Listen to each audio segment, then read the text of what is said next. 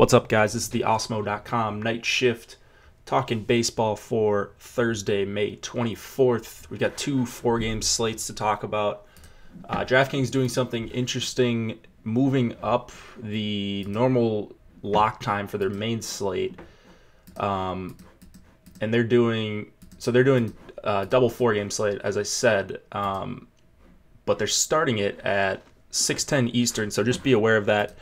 We'll try to remember to mention that tomorrow morning, and not sure what we're going to do about the live stream. Maybe start it a little bit earlier, give you guys some time to get lineups adjusted, but just be aware that on DraftKings, the main slate on Thursday starts at 6:10 Eastern.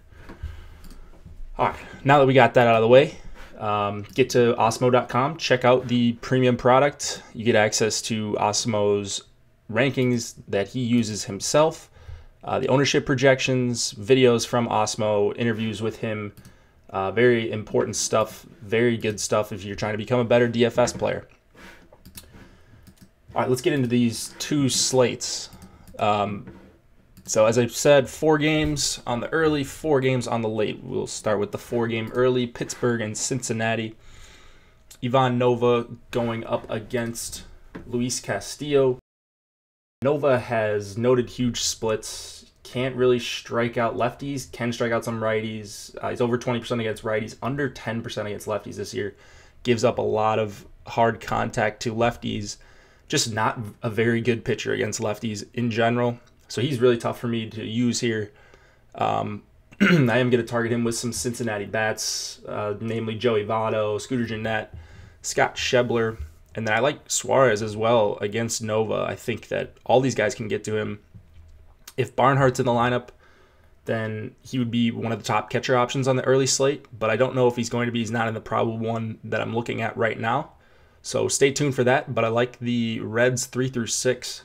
And definitely really any lefty against Nova is usually in play for me. Luis Castillo on the other side has put together a couple of solid starts, just a string of good ones here. Survived against the Cubs in his last one, which was good to see. Now going up against the Pirates, who they're probably a neutral matchup, maybe a little bit below average, but it is a short slate. I do really like Castillo as a pitcher. He's 7,800. He's got some of the best K stuff on the slate, probably the best now well, depending on if Manaea's pitching. I don't know who's pitching for Oakland, but right now, of the probable pitchers, Castillo's certainly got the highest upside just as a pitcher. Maybe you could argue Bundy, but we'll get to him in a second. Castillo, he can be really volatile, especially against lefties, and that worries me a little bit in this matchup because of all those Pirates lefties like Polanco, Dickerson, Bell, Moran, Austin Meadows. I mean, I always say this with Castillo, but if you want to play multiple lineups with him and have a couple stacks against him, play him on a bunch of lineups because if he's got his stuff working, he's going to mow down most lineups in the MLB. If he doesn't, he's going to get hit hard. And we've seen both of those more recently, the former. But I do really like Castillo here. Good price, and you're going to need to nail pitching on this slate because DraftKings didn't really price the slate correctly. You can pretty much do whatever you want. So I'm going to take some stabs at Castillo for sure. Then Pittsburgh bats, I'm either taking 3 to 5 guys against Castillo, hoping he doesn't have it, or probably fading all over or altogether. Because like I said, if he's on, he's just going to strike out a bunch of guys and not have a lot of balls in play. LA and Toronto, the Angels and Blue Jays. Nick Tropiano going up against Marco Estrada. I am not really interested in pitchers here at all.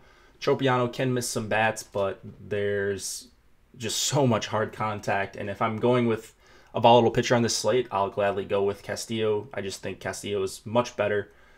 Much higher chance to strike out 8 to 10 hitters. The Toronto bats I like against Tropiano. Granderson, Smoke, Teoscar Hernandez, Josh Donaldson. Really the top 4 or 5 with Solarte in there against Tropiano. I don't mind a Blue Jays stack. Like I said, bunch of hard contact. The run total is 4.8 for both sides, so healthy run totals all around. And Tropiano's allowing 45% hard contact on the year with a 4.94 xFIP. Certainly a guy we can target. Marco Estrada for 6,100 against the Angels. It seems like a pretty awful matchup for him.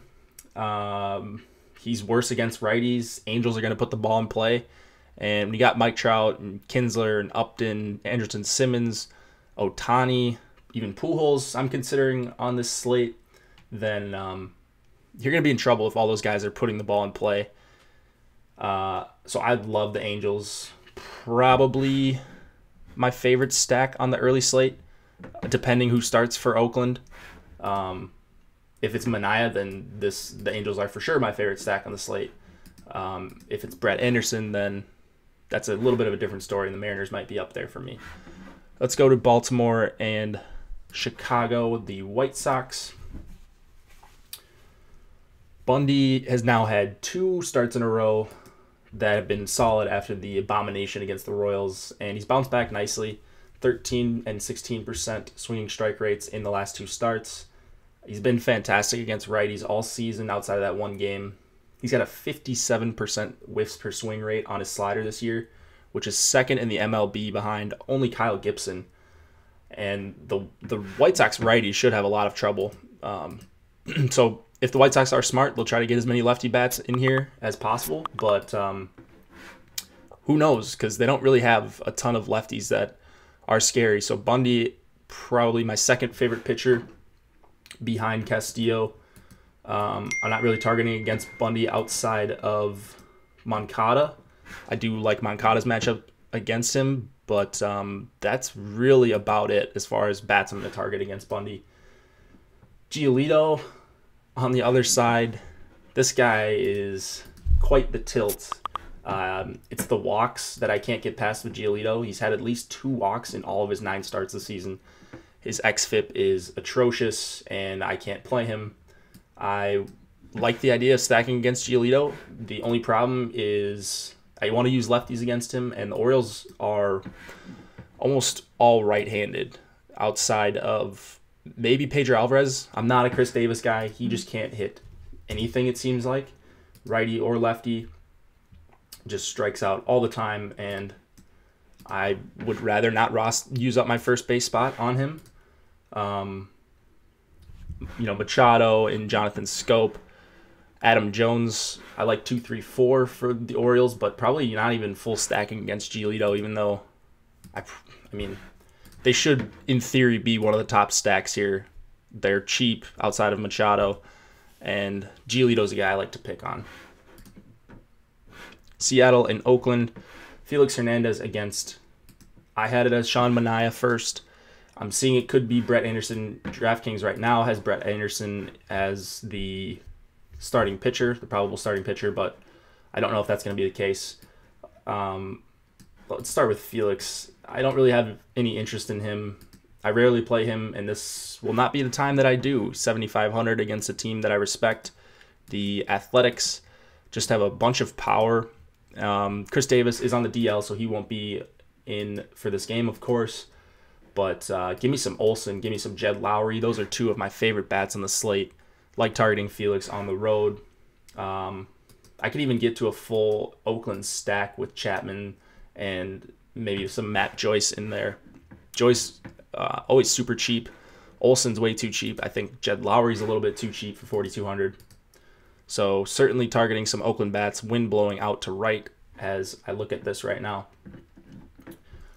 So Oakland, alluded to this a couple times. Don't know who's exactly going to start for them. If it's Manaea, I think he'll be one of the chalkier options on the slate.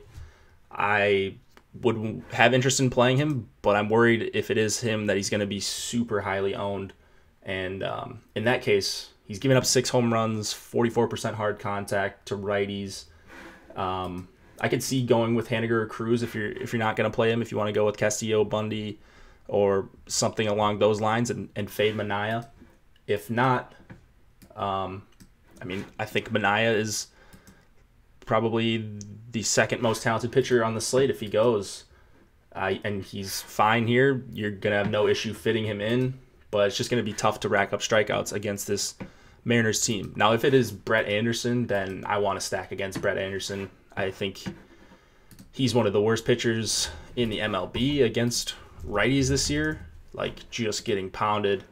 530 WOBA against righties this year. We don't usually use WOBA, but 92 mile an hour average exit velocity almost against righties this year, just getting teed off on. Let's go to the main slate. It will start again at 6:10 Eastern. Charlie Morton versus Mike Clevinger. Morton for 11.4. I think that's a fair price for him here. Maybe a little bit overpriced on the road against the Indians. The Indians are super, super tough of a matchup. At least that's what I have them as. But Morton can navigate this lineup. I wouldn't be shocked. So I have no problem using Morton. I don't want to target heavily against him. And on a short slate, you might have to use the best pitcher in a bad matchup. I think I do prefer Morton over Rick Porcello, who is the next highest priced pitcher. So I will say that. Like Morton, I do like one guy better than both of them. That's cheaper, obviously. But Morton will be in my top 2 or 3 pitchers for sure on this slate. Mike Clevinger going for the Indians. Clevinger has the stuff, too, to dominate this matchup against the Astros. It is righty heavy. That should play into his favor. Obviously, the righties are really good with Correa, Altuve, Springer, Bregman. But I like Clevinger as well. And if he's going to be super contrarian, then I want to take some stabs at Mike Clevinger. Just got really good swing and miss stuff, and he's so awesome against righties that I'll consider him against pretty much any righty-heavy lineup on a short slate where he's going to be under-owned, I think. 23% K rate against righties, 1.07 whip, 28% hard contact, so I love all those numbers. And don't sleep on Clevinger. I think if you're targeting against him, you want to go with like a Brian McCann or a Marwin Gonzalez, but I doubt I'll have much of these Astros righties against him. Boston, Tampa Bay, Rick Porcello against Blake Snell. Porcello for 11.2. He's, you have to like him a little bit here, but he's been solid. The Rays are, an average to below average matchup. I have them as, but it's hard to imagine him getting blown up here. So if you're not a believer in Morton and you want to spend up, I think Porcello's fine. I can't really recommend any bats to target against him. Maybe CJ Cron or something like that, but with no Ramos in the lineup, I see a questionable tag next to Wendell too.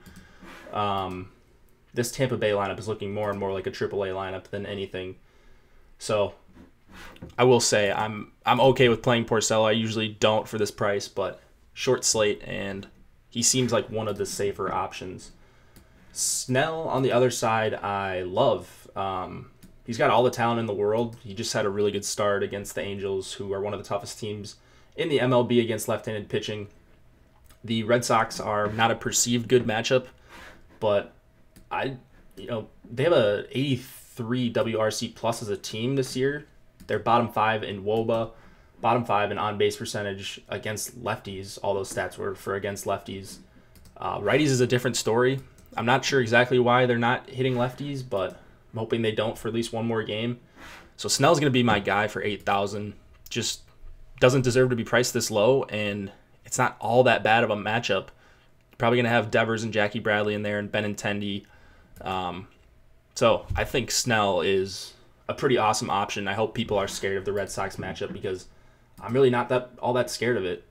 If you want to go with the Red Sox bat, Mookie Betts has just been on another level. So he's 6,000.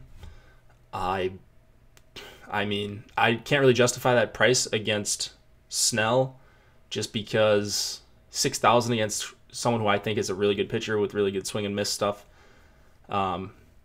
I'd rather go with JD for 5,300 and save some salary there, but I can't argue against playing Mookie Betts. He's just been so good this year. KC and Texas, Danny Duffy versus Austin Bibbins-Dirks. When I first looked, I wanted to stack against Duffy with some Texas righties, and then I realized they don't really have any good ones with Andrews and Beltre not in the lineup. So Duffy is 4,300. I don't think it's the craziest play in the world, just because I don't see any bats that I really am excited about playing for Texas. Chirinos I like for 3,000, and then Profar is fine for 3,500, but I don't see myself stacking up the Rangers. Anytime you get a starting pitcher this cheap, 4,300, I guess you have to consider it a little bit. And the line's not out right now, but I'm assuming he's going to be favored against Bibbins-Dirks. Speaking of Bibbins-Dirks, this is not someone that I can see myself playing. Does not have great strikeout stuff.